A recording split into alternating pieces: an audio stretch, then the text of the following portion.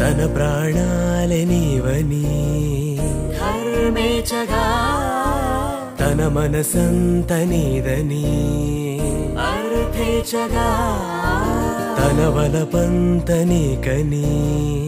కామేచగా అవధులు లేని ప్రేమకై